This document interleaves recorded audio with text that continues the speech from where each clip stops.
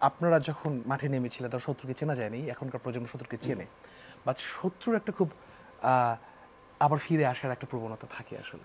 জি। So এবং corner হয়ে যাওয়ার একটা প্রবণতা থাকে যারা কাজ করে শত্রুর বিপক্ষে।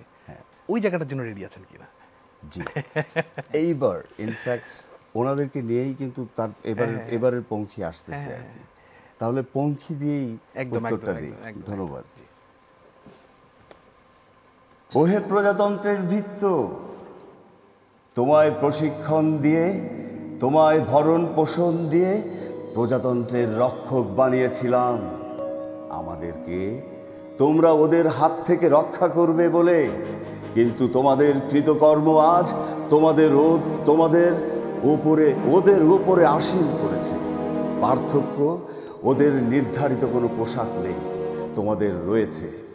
আমাদের রক্ষা কবচ হাতে নিয়ে তোমাদের এই গোগ্রাসী বিচরণ আমাদের জীবনকে বিশৃঙ্খলিত করেছে, বিষিয়ে তুলেছে আমাদের এই জনপদ। ও আমার ভাই, এবার একটু ক্ষান্ত দাও, নতুবা নতুন প্রজন্ম তোমায় ক্ষান্ত করে দেবে। তোমার উপরে রাষ্ট্রের যেই অর্পিত দায়িত্ব, তাহার কর্তব্যের একনিষ্ঠতায় ডুবো। সার্থক করো তোমার এই ক্ষণজন্মা জীবন। আন্তঃসীমান্তের অতন্ত্র কাণ্ডারি হয়েছ আজ রাজমিস্ত্রির প্রহরী। পিলখানার কথা মনে নাই, যে শপথ নিয়ে এই রাষ্ট্রের মহান কার্যে নিজেকে সঁপেছিলে, তার কথাও মনে নাই। তাই আজ নিজের অজান্তেই হারাম খায়।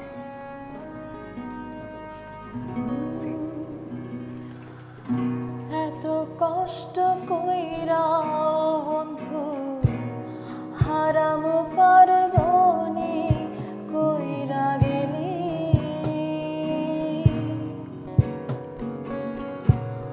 এত টাকা এত সোনা তবু মনে সুখে তো পাইলি না রে। ও বন্ধু সুখে পাইবি দেশে কল্যাণে, ও বন্ধু সুখে পাইবি দেশে কল্যাণে। ক্রোড়পতি ভাই, আর কত চাই?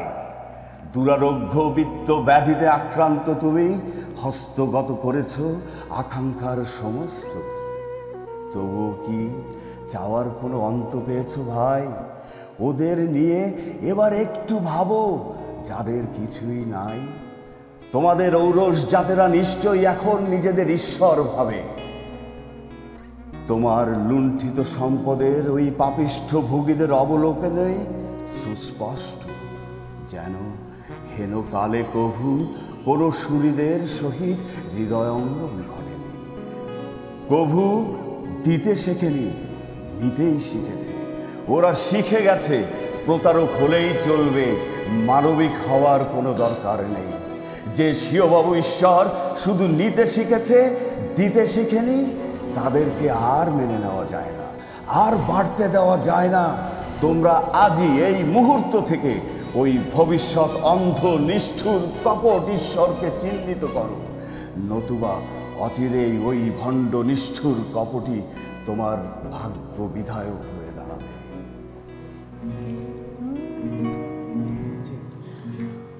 এত সাধে মন পাখি কবে জমিল, এত সাধে